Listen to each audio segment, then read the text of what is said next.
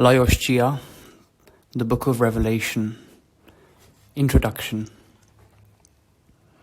The Greek title of the Book of Revelation is the first word of the book, the revelation of Jesus Christ, more precisely, the unveiling, unmasking, or self-disclosure of Jesus Christ. The Greek word translated as revelation is used also in our language. Something is concealed behind a curtain, and as we draw back that curtain, the otherwise invisible is made visible. The invisible reality to be revealed is Jesus Christ himself, and the events mentioned by the book are being disclosed only as much as they serve the revelation of the true reality of Jesus Christ. The subject of the book is Jesus' coming. To understand that, the book reveals Jesus who intends to come as he is living now hidden, and Jesus who is going to come in the future and the way he will be living with us at that time. The book reveals the spiritual heavenly realm where Jesus lives and his enemies to be broken by him. It reveals the merger of heaven and earth into a unity that would become a reality by his returning. This is the content of the book in short. Dark and light colors are varying in the book, but the dark colors are only used to make Christ's shining light much brighter. That light, by the end of the book, will become the sun, illuminating the entire creation. The subject of the book is the victory of light over darkness. The combination of light and dark colors is nicely expressed by chapter 1, verse 7, marking the theme of the book. Look, he is coming with the clouds, and every eye will see him, even those who pierced him, and all the peoples of the earth will mourn because of him. So shall it be. Amen.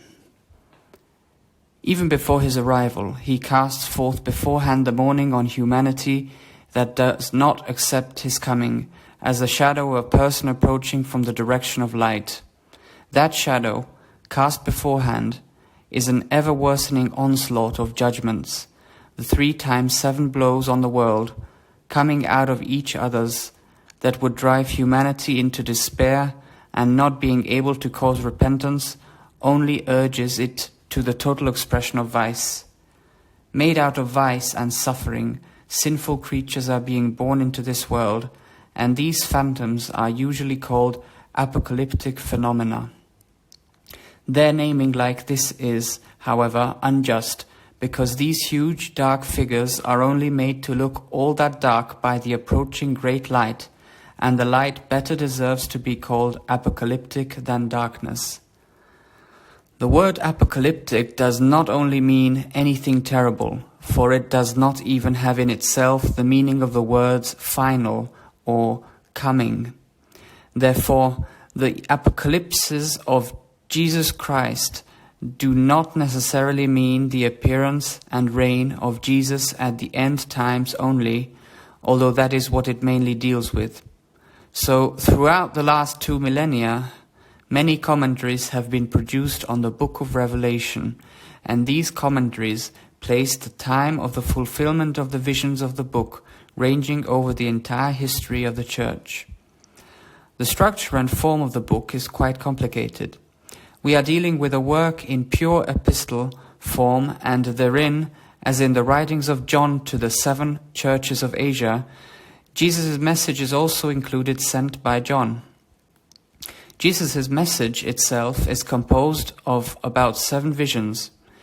In these visions, earthly and heavenly apparitions, friendly and hostile groups and movements come after one another.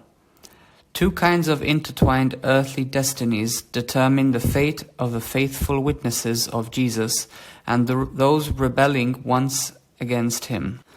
One of the lines of destiny shows how the King of Heaven protects, saves his own, and takes revenge for them.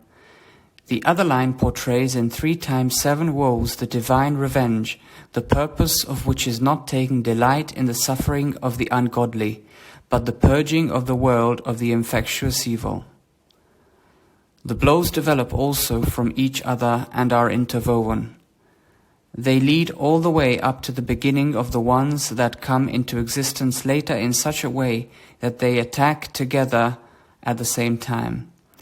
The seventh blow of the first series includes the second series, and the seventh blow of the second series includes the third sequence of blows. Therefore, the book gets near the end more than once and always goes back to unstitch yet another thread in order to get closer to that same end. It reapplies important concepts that have been touched upon already and shows them from a closer perspective. Nevertheless, there is a sense of progress throughout the book. The past gives way to the future in a dramatic fashion. Situations are built on previous ones. The flow of events gets faster all the time and opens the gap always wider between the two lines. The attack of vice against the saint becomes ever blinder, and the cry becomes ever harsher, in order that Jesus would take over the dominion.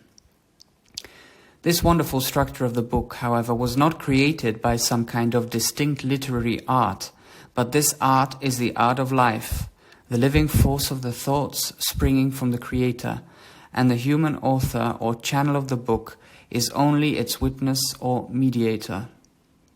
In the book, the destiny of the creation, the history of the world is brought to life. We are looking ahead into the future from a high watchtower. We look ahead along with the Csia, as he is telling us one thing after the other, as he is observing them. The question is, whether what we see is a real world or just a dream. As we are wandering in an unveiled world, is it only a dream, or the dreamed world is the real one? And as we say that, we are wide awake, it is only our dreaming. The answer to that question will be given in another chapter later. The history of the interpretation of the book. The book of Revelation has been considered always a difficult to understand work, if not impossible to understand at all, because of a picture taken from the book sealed by 7 seals. The mysteries surrounding the book gave rise to contradictory and adventurous interpretations. I believe that it has been the arrangement of God that the meaning of the book would stay in obscurity for a long time. Jesus justified his giving the secrets of heaven in parables by saying that this way outsiders would not understand them, so that they would not repent through false, contrived understanding instead of a thorough, real one that comes from the heart. Perhaps this is why he hid the prophecies of the book in the mysterious apparitions of God and metaphors. For a similar reason, God ordered Daniel to close with seals that has been written in that book, so that its meaning would be disclosed only at the end times. God did not want to influence, by an openly proclaimed prophecy, the spiritual development of those who would heed the will of God out of fear. Yet their desire would take them otherwise to a different direction. The 10 virgins also would wake up to the true reality only at the end of times. Until then, their eyes would be veiled by the dream of earthly consolation. The wise will of God is realized in a peculiar way through the story of the interpretation of the book of Revelation. One of the prophecies of the book has especially tested the faith and sobriety of the readers. The question of the 1,000-year reign, that is, at what point of time should we count the beginning of Jesus' immediate earthly reign? The Church coined the term Chiliasm to refer to heresies about this matter. The sobriety and faith of the interpreters are shown by what they regard as Chiliasm.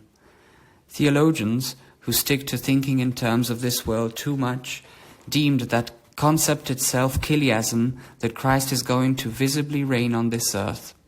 However, by doing this, they criticize the Bible itself that has given this promise in both the New and the Old Testament. The deviations from the truth of the idea of Chiliasm are exactly the opposite of this promise, because they state that without the return of Christ, the life of the Church itself would be the fulfillment of the 1,000 years of reign. This statement has often come up throughout the history of the Church in the most different forms and led seriously astray the easily swayable people. We can put the interpretations of the book into four main groups. A. Historical interpretation stating that the book discusses events that are happening at the time of writing. B. Historical ecclesiastical interpretations according to which the events depicted in the book have been happening over the course of the entire history of the Church and are describing the events, situations, and circumstances or unique historical goings-on of different ages, as well as prophecies of certain historical occurrences, positions, or typical portrays of recurrent events and circumstances. C. Explanations of the end times, that the whole book shows the events and circumstances of the last days. D. Miscellaneous explanations that mix the first three kinds of methods of interpretation or unify them. In the Old Church, or in the Church before the time of Emperor Constantine, heretics who had been excommunicated and denounced by the Church taught that the 1,000 years of reign had begun already. The teaching is quite old. Paul already fought against it in one of his first letters. Cerinthus, who was condemned by John, prophesied it too.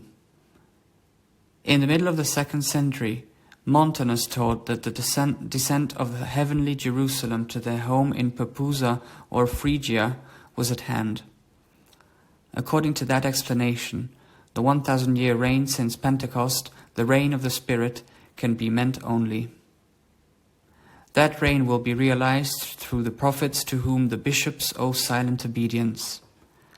Opposing the ideas of those holding to false views, the sober teachers, such as Justin Martyr, Irenaeus, and Hippolytus, professed that the 1,000-year reign will only be the temporary between the ages of the new heaven and the new earth, and that temporary era will start with the coming of the Christ that they expected to happen soon. Bishop Victorinus of Pannonia placed the coming of Jesus approximately 200 years after his own time, and at the end of the 6th millennium after creation. At the time of the Old Catholic Church, from Constantine to Gregory the Great, the opinion held generally was that the 1,000 years' reign had already begun with Christ's first coming to earth. According to Andrew of Cappadocia, it would last until the coming of the Antichrist. He does not consider Nero as to be the Antichrist, and does not look for the destruction of Jerusalem in the book. In the following events, he does not see the fate of the Temple of Jerusalem, which means that he does not share the egregious historical misconceptions of the modern authors of commentaries. He thinks that the 7 heads and 7 mountains can be meant 7 world empires. The sober interpretation of the early Christian church only slowly gives room for the later historical ecclesiastic and historical misconceptions. Augustine, in line with the corporeal understanding of the concept of the Church, similarly gives external explanations about the Book of Revelation, while Jerome follows the allegorical interpretation of Origen that produces the historical ecclesiastical interpretation. Cassiodorus means Christianity by the first resurrection, showing the dominance of ritual over Christian hope. During the first part of the Middle Ages, when the hierarchy was preoccupied with the question of divine rule, theocracy, namely until the time of Pope Innocent III, under whom the power of papacy reached its peak, they generally believed that by the end of 1000 or somewhat later, the 1,000-year reign comes to its end, and the last judgment would ensue. The nations had been overcome by fear. They had expected the Antichrist. The book had been interpreted by an allegorical historical ecclesiastic method. Yet the end did not follow, and the entire mankind was relieved. From Innocent III onwards until the Reformation, at the time of the papal absolutism, 2 contradictory opinions stood opposed to one another. According to the first one, the 1,000-year reign is to end soon, and according to the second one, it is just beginning. An increasingly spreading mystical allegorical view made it possible that the Book of Revelation could be applied to each possible condition or state where the Church found it, or to any Church event, figure, or era, and all this could be used by some to reproach, exhort, or denounce their contemporaries. The Roman Church introduced this kind of abuse. Her adversaries paid back the loan. Pope Innocent III called Islam the Antichrist itself, and Muhammad a false prophet. The Cathars, a fanatical Franciscan sect, the Apostolics, the Waldensians, the followers of Wycliffe and Hus, regarded the papal power as Antichrist. Monk Gerhardus thought that the final epoch of the world history was to begin in 1254. Erasmus took the book in a literal sense, inclining towards historical explanation. In the period spanning from the Reformation to Pietism, also there have been two opposing beliefs. According to the stance of the Orthodox Church, the 1,000-year period had already passed. The re-baptizing fanatical reformers of society held the opinion that the 1,000-year period began with the birth of their movement. The chief method of their explanation looked at the literal overall historical meaning, yet this was mixed with the explanation of certain passages. From Luther until today, as Lange said, the Protestant interpretation of the Bible regarded the Book of Revelation as the prophetic compendium of ecclesiastical history and looked for the Antichrist in Rome. According to Luther, the 1,000-year should be counted from the time of the origin of the book until Gregory VII. The Roman Catholic interpretation goes along the same line. They stated that in the visions of the book, the battle of the Church with the Jewry, heresy, and physical wisdom were seen, and the end of the book depicts the victory, consolation, and glorification of the Church. Grotius attempted to interpret the book on basis of the history of the age of the author. He starts the 1,000-year reign with the Edict of Tolerance in 311 of Constantine the Great. Bossuet interpreted the 666 in connection with Diocletian. The pietistic age finally returns to the concept held by the early Christian Church and applies the contents of the book for the future, interpreting the numerical data of the book in a rather superstitious way, as opposed to the symbolic interpretation, and saw the Antichrist again in the future, while the anti-Rome tendency remained. Whiston, a theologian and mathematician, put the return of Christ in the year of 1715. According to Newton, the book was written in Nero's time.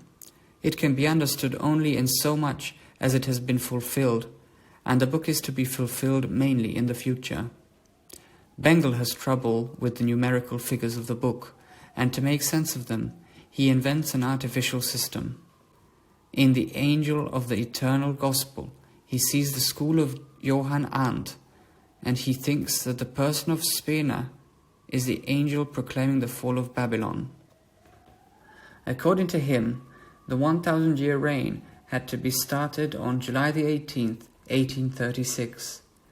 Bengel met with opponents and enthusiastic followers as well, even in England and Denmark. His method was most valued by Oettinger, mixed it with Swedenborg's chiliastic method. Semler, Jung, Stilling, and others followed Bengel. The end-time character of the book faded more and more in the age of the anti-Christian and rationalist theology.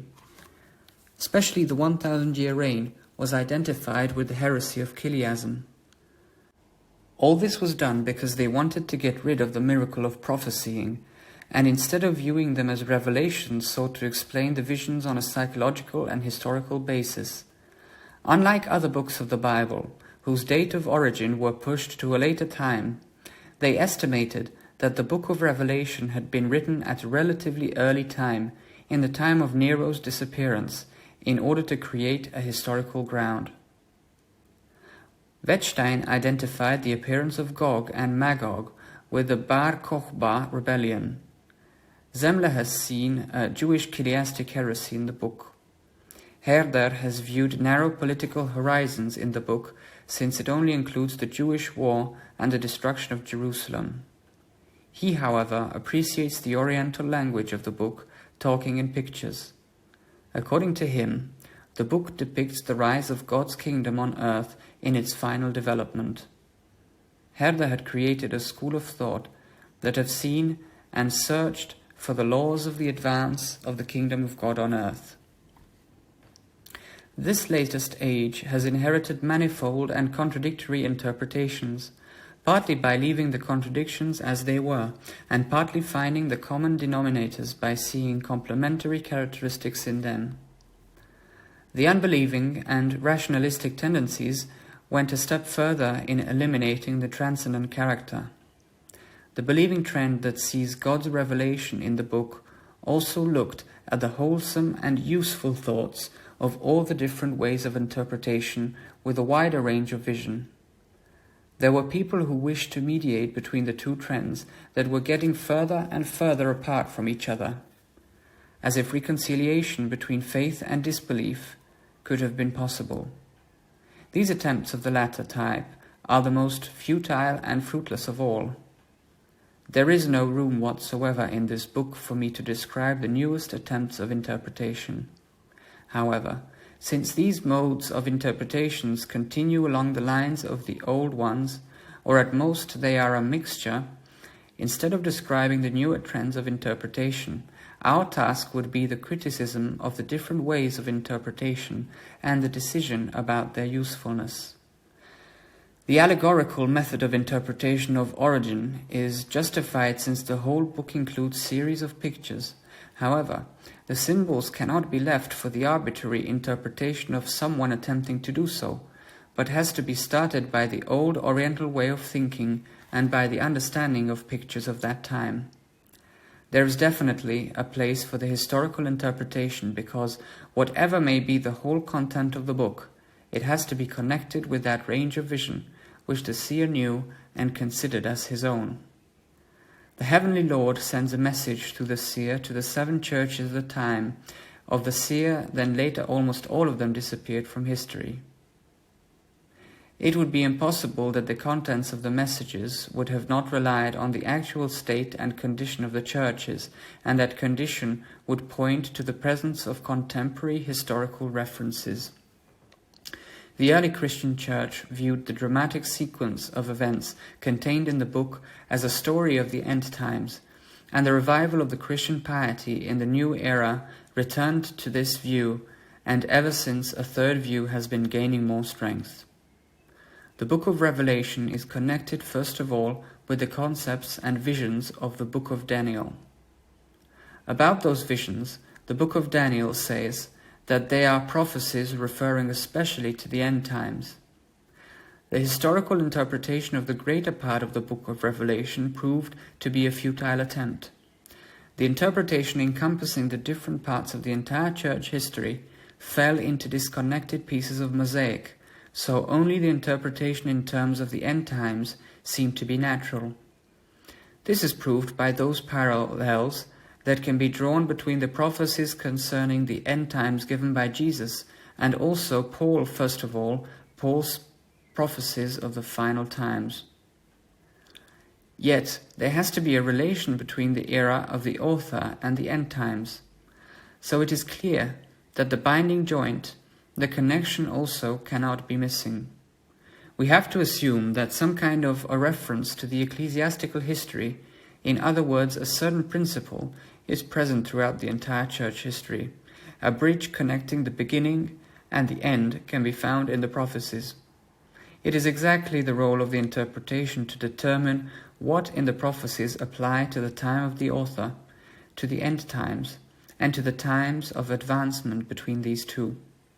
Since the focus of the prophecies falls to the end times, predictions that belong to the age of the seer and the entire ecclesiastical history can be in the service of the culmination of the age, otherwise the unity of the book would be at risk. The attempts that have been made hitherto to interpret the book seem to be mere attempt at gathering the building materials, but the interpreter of the end times is entrusted with the task of completing the construction. This is in accord with the command to Daniel. But you, Daniel, close up and seal the words of the scroll until the time of the end. Many will go here and there to increase knowledge. Daniel chapter 12, verse 4. It is clear That is, in the case of such historical interpretations that cannot altogether convincingly match the visions with the contemporary historical events at the time of the origination of the book, or what in the majority of the times happens only in a contriving way or falsely makes the connections. Furthermore, in case of such historical ecclesiastical interpretation that made the book fall apart into different pieces that are widely disconnected, or at best are loosely related, can the commentator arbitrarily apply according to his own ideas? We are to prefer those interpretations that are in harmony with the data of other books of the Bible, and the content of which fit into what has been said in the other books of the Bible, and the information given there, together with these altogether form a whole.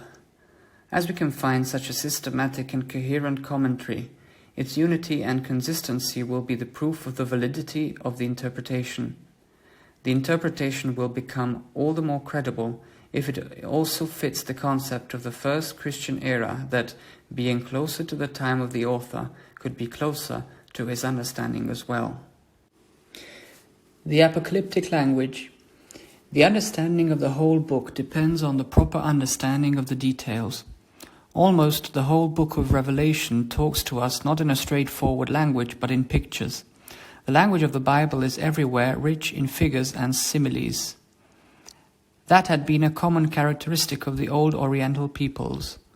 Our present languages are filled with words of abstract notions that only denote these abstract notions. The Hebrew language of the Bible uses the names of the concepts of the physical world to name the abstract notions, that is to say, it uses pictures. Furthermore, seeing through the eye of the Bible, we cannot even talk about abstract concepts, since according to the biblical worldview, the invisible world does not come out of the intellectual abstraction of the visible, like in the case of the Greek world of concepts, but the facts of the invisible world have been at the same time direct factual experiences and could be named with the names of physical objects on the basis of their identity or similarity with the facts of the physical world. According to the Bible, it is not that the invisible world is based on the visible, but of the invisible came out the visible. Our concrete concepts are abstractions of the concepts of the invisible world, and the true reality into where we cast our anchor is the world of spirit. The objects, the connections and events of the physical world are obscure mirrors where the sharp contours of the spiritual world are reflected. The king making arrangements for the wedding, the merchant searching for treasures, the little bird that lives a carefree life, and the flower of the meadow that dresses with brilliant pomp, along with their associates in the parables, are talking of a spiritual reality unspeakably richer, where the glory of reigning is connected with the delightful effort to spread joy, where the system of values of the treasures makes the scale of values of the earthly treasures appear utterly insignificant, where the assurance of consciously felt light-heartedness gives everything peace, and where out of mere being break forth beauty and glory as wild plants spring up and grow in the material world. Behind the corporeal figures of the apocalyptic language, there is also hidden a reality of a spiritual world more powerful and wonderful than the earthly one. These pictures are fingers pointing towards heaven, where the mystery of an unknown world stirs. Behind the pictures, the reality of a far richer world than the pictures themselves, and the pictures draw the curtain only slightly of them. The word apocalypse points at this drawing of the curtain. The word itself is one of the figures of the apocalyptic language too. The pictures of the apocalyptic language, however, differ from the other pictures, similes, and parables of the Bible. They not only differ in a sense that they take us through whole narrations of stories and descriptions. In other words, they are allegories, since allegories can be found in other parts of the Bible also, like in the Song of Songs. They do not only differ in that throughout whole books they consistently create an almost separate and homogeneous language, the so-called apocalyptic language, but they differ mostly in the fact that they are born not out of earthly conditions, not out of the human mind, but they are used by the spiritual world. For example, Jesus' parables were born on the earth. They sprang out of the mind of the Saviour living with us and seeing earthly things on the earth with us. He observed objects and conditions found on earth. The one who invented the parables for drawing near the heavenly things, by their help we are able to fly upwards from under. We take the concepts with us from earth so that light will be shed on heavenly concepts. Objects on earth corresponding to apocalyptic pictures cannot be found. There is no heavenly throne here, built of living angels. There is no sea of people. There are no locust horsemen gushing out from the depths like a pillar of smoke. There are no gates of pearls, and no lamb shining as the sun. All these notions are grotesque concepts on earth, and bear no sense of reality or beauty or strength. Yet, in these unrealistic pictures that are lacking of strength, a spiritual world of a strong and hard-to-define glory descends down to us. It brings the concepts of heaven with itself down from there above, and only niggardly does it dress these concepts in the intermingled pictures of corporeal reality with the awkwardness of earthly things. In the apocalyptic proclamation, the pictures mix with each other as in a dream. The Bible itself says that the apocalyptic pictures belong to the realm of night. The darkness of night does not necessarily harbor that which is evil. There has been darkness in the Holy of Holies, in order that in this mist of darkness the soul of the priest would not be distracted by anything belonging to this world, but he would cling with his whole attention on the phenomena of the spiritual realm. The apocalyptic language is used in Revelation when the soul has to prepare itself freely of every earthly influence to receive an unexpected revelation, utterly opposed to any terrestrial and human concept. Before the apocalyptic tongue could utter a word, this world below had to be enveloped in silence and recede into oblivion, and no single human thought could be allowed to disturb the proclamation of God. The Pharaoh and Nebuchadnezzar saw the apocalyptic pictures of the future in a dream just like Daniel the prophet, and Zechariah's vision came at night too, and appeared like waking up from a dream. The remote, barren, rocky isle of Patmos has been the right place to turn the attention of the seer from the chaos of everyday life. It is obvious, however, that John lost even his this-worldly consciousness and received the visit and vision of heaven in this dreamlike state. I am going to talk about this kind of state in a separate chapter. In order to understand the origin of the apocalyptic pictures based upon the above connection, it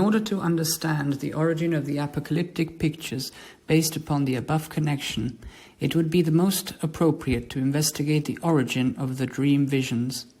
In these dream visions, the human consciousness acts in a different fashion from the way it does while ideas come to the awakened mind. In case of the latter, in order to conjure up these notions, the mind works in an active fashion by searching, desiring, and calling. In the dream visions, the mind has merely a witnessing role.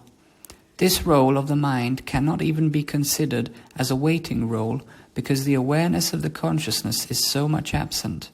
There are, on the other hand, more obscure and more clear dreams, and in some cases, where the clarity of dreams is considered, seeing dream visions is just as clear as being awake, and there are dreams where the vigilance and the wakefulness of the mind far surpass that of the awakened consciousness. However, much deeper is the impression of the dream message on the soul. In receiving the message, the consciousness is so inactive and powerless that even if it had a role in the events of the dream, could only look at it from an outside point of view, as if the consciousness was only a witness. This happens because the consciousness has no influence in producing dreams.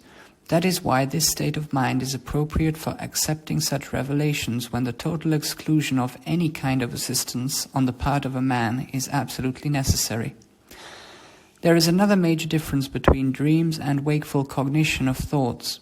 Recalling memories in a wakeful state is based on the rules of logic and the working of the intellect. The consistent logic of the intellect in the dreaming state often disappears. Apparently, in a nonsensical fashion, disconnected pictures and impressions come one after the other. There is one thing common in them. Every one of them is called to life by exactly the same mood and the same emotion. We can say that in the wakeful state thinking revolves around the intellect, yet dreams revolve around an emotional axis. We make the same observation at the dawning of the apocalyptic visions on us in general. The characteristics of visions are incongruous. The pictorial representation of the figures cannot be described in space, and the features exclude each other. This is what happens in the description of the divine harpists, who besides holding palm leaves play the harp too, and to do so, as it is well known, both hands are needed. We see the same laws at work as we look at the locust nights, in which case the beauty of the female hairs, the human countenance, the fang of lion, and the golden crowns are characteristic features that are completely incongruous in the psychical realm and denote incompatible ideas in the spiritual world as well. Nevertheless, they masterfully depict the emotional ups and downs, capricious digressions of feelings of a madman, and the inner inconsistency of disturbed and deranged souls.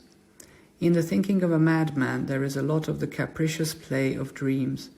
Likewise, it is impossible to picture and understand the mighty figure of the victorious Lamb on the throne, which is as if he had been slain. Yet it gives the impression of a lion. Nobody cares here about the consistency of the physical picture. Every feature is to serve the description of the spiritual conditions. Such train of thoughts, such logic would be impossible in a wakeful thinking. Yet in a dream, the pictures do not revolve around an intellectual axis. Notwithstanding, we can notice the illogical order of thoughts in a wakeful, more precisely in a half-wakeful state, when due to the fatigue of the intellect, the dream-producing organ is about to take over our reflection. This is a state of half-dreaming, when the thoughts, pictures, follow each other in a kind of order that is different from an entirely wakeful state. Seemingly, our impressions capriciously wander about, but this is only an illusion, because the laws of the logic give way to the laws of dreaming. The pictures of the book of Revelation have to be interpreted according to the laws of dreams. The pictures of the dream world are, therefore, not arranged by the awakened intellect. Nevertheless, if we can notice some kind of logic in the rise of the dream visions, it has to be the work of another kind of intelligence, which is not identical with the conscious intelligence of man. The fact that the human psyche and body is controlled by intelligence outside of our consciousness, and that this control is far more perfect than what the conscious intelligence could conduct, is well-known fact. Wouldn't it be just natural if we assumed that this kind of intelligence erased the dream pictures before the conscious intelligence, and that while in the state of dreaming, this conscious and unconscious intelligence look at each other in the eye during dreaming?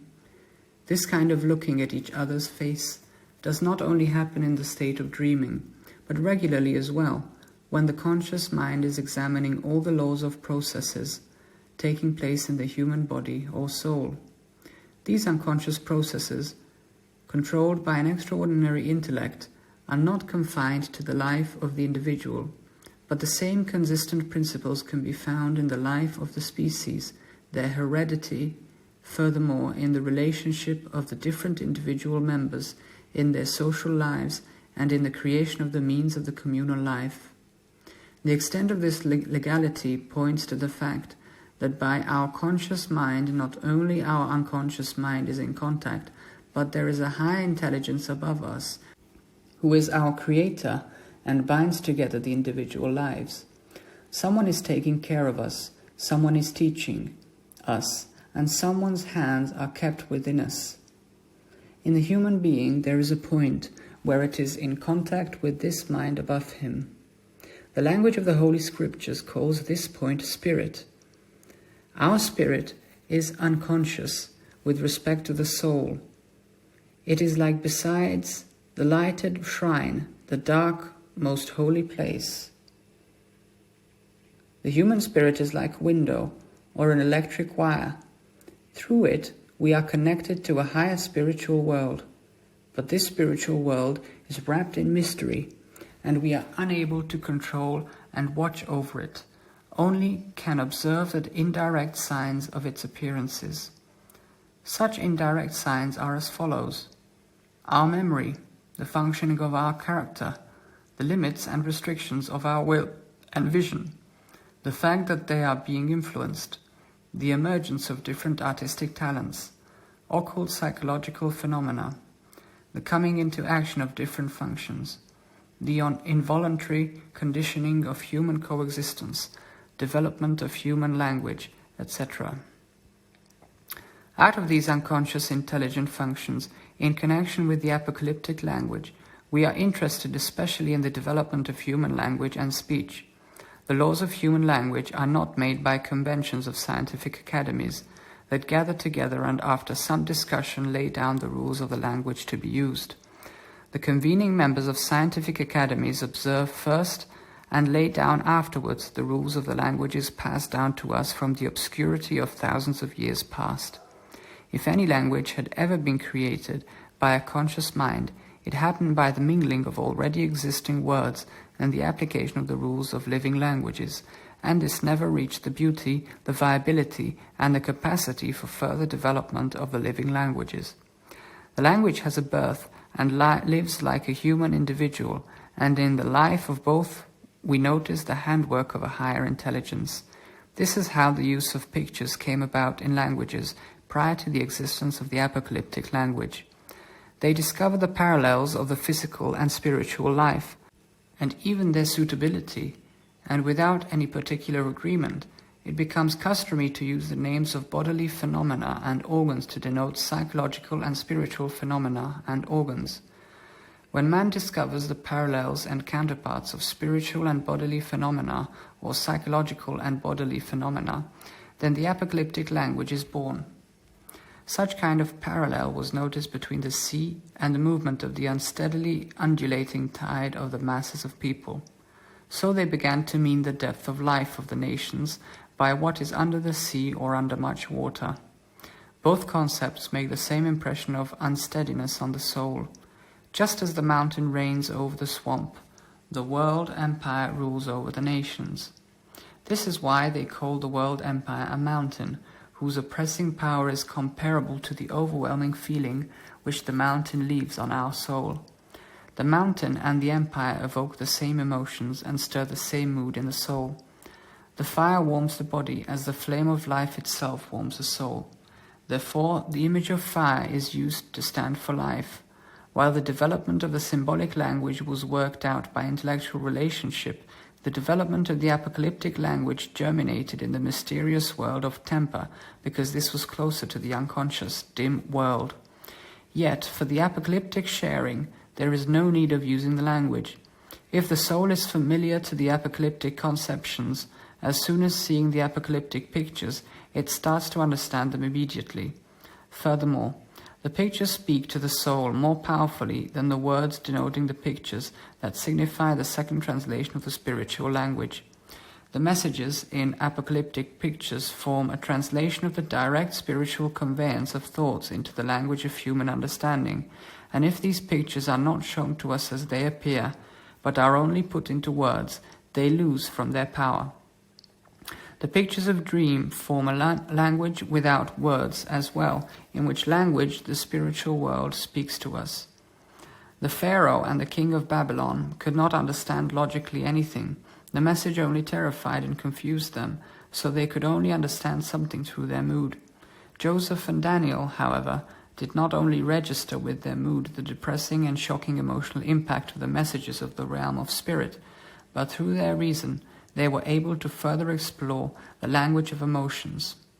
I do not have to give a lengthy explanation here as to how the symbolic language of reason and feelings are identical in many respects. Therefore, some parts of the pictures become partly shared by both. But the apocalyptic language is more than an intellectual symbolic language. That speech springs from the friction of the spiritual world and the human spirit, and it does not necessarily have to be dressed in audible words. It is enough to see the pictures to get the meaning through. This means that in the apocalyptic messages we can differentiate the grades of understanding. The sole purpose of some of the messages is only to arouse fear, anxiety, courage, trust, joy, etc. However, in the majority of the times, the emotional messages are only concomitants, road builders of the messages expressed in meaningful words. The handwriting on the wall shocked the king, and prepared him to listen to the divine message and take it seriously. The emotional effects, however, are not things of minor importance. Moreover, many times the meaningful words only serve to support the emotional effect. The apocalyptic messages were not given to satisfy one's curiosity, but to inspire resolutions, and in these cases, the emotional impact plays a more important role than the intellectual consideration, because feelings provide the propelling force, while the rational viewpoint only renders a brake and the knowledge of control for the propelling force. The spiritual world does not only move our reason, but our tempers and our emotional life in general as well. The apocalyptic revelation is a powerful instrument of this effect.